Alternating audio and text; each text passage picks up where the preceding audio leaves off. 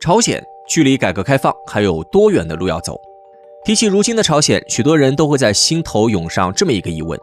在全球化的浪潮之中，朝鲜无疑是一个特殊的国家，其高度的封闭与国际环境格格不入。事实上，朝鲜不是没有想过学习隔壁大国的发展经验，但是在有成功参照的情况下，朝鲜的改革开放却依旧磕磕绊绊。而在朝鲜的经济改革中，一直被视为朝鲜骄傲的军队，却在某种程度上成为了朝鲜的阻碍。朝鲜这个国家对于全世界来说，大概都是熟悉又陌生的。熟悉是因为作为朝核危机、朝鲜半岛紧张局势的主角之一，经常会出现在各种国际新闻当中。而陌生则是因为没有人真正了解朝鲜是一个怎样的国家。在全球化信息化的今天，朝鲜却似乎是个例外，甚至于在外交上，朝鲜也是偏向保守和孤立。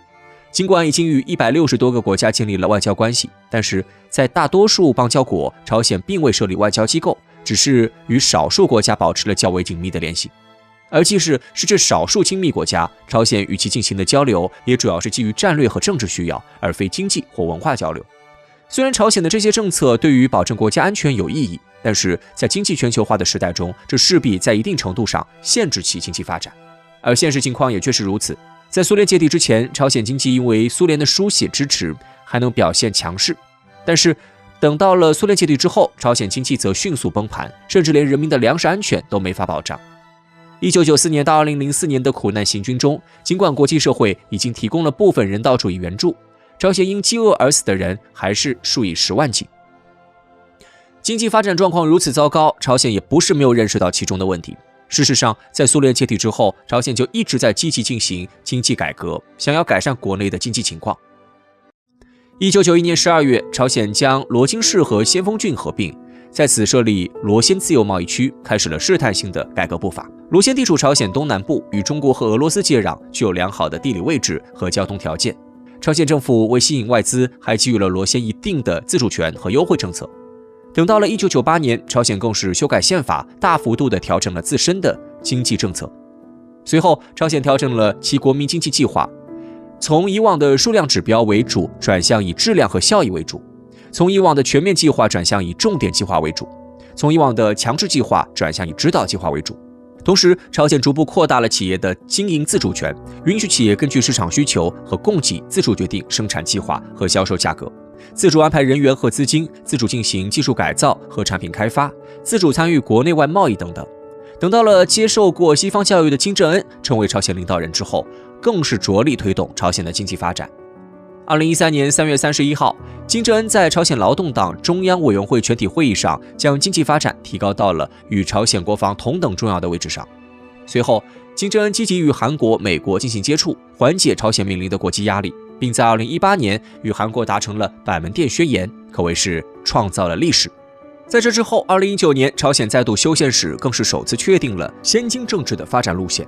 然而，同样是进行经济改革，中国是摸着石头过河，在没有参考的情况下，用了32年的时间就成为了世界第2大经济体。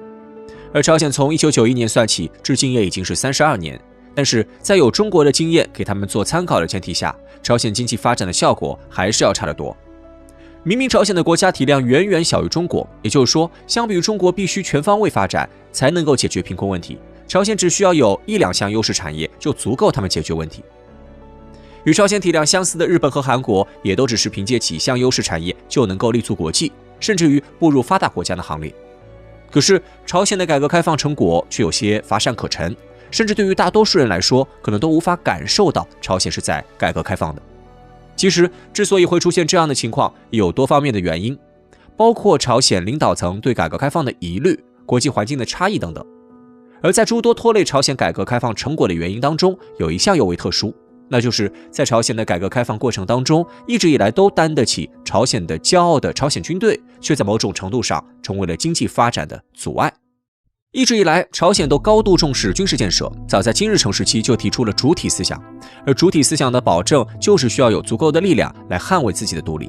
本国有这样的思想，再加上美苏冷战时期，朝鲜也算是前线之一，在冷战的那些年，朝鲜对军事方面属于是过度投入的。在这样的倾力投入之下，朝鲜军队确实强大了，但是与此同时也形成了尾大不掉之势。金日成在抗日游击战争时期就是朝鲜军队的领导人，他在世的时候能够凭借个人威望有效地控制住军队。但是1994年金日成去世之后，金正日却没有父亲那么强大的威望，能够凭借个人号召力就把军队牢牢掌握在自己手里。偏偏这个时候，苏联刚刚解体，朝鲜经济正处于困境当中，一旦有个意外，整个朝鲜社会都可能会陷入动乱。为了维持朝鲜的稳定，金正日必须把军队完全掌握在自己手中。于是，在1995年，金正日就提出了先军政治，将国家资源进一步向军队倾斜。在这一过程中，从70年代就在朝鲜出现的军部经济迅速膨胀，而朝鲜的经济改革步伐也只能为先军政治让路。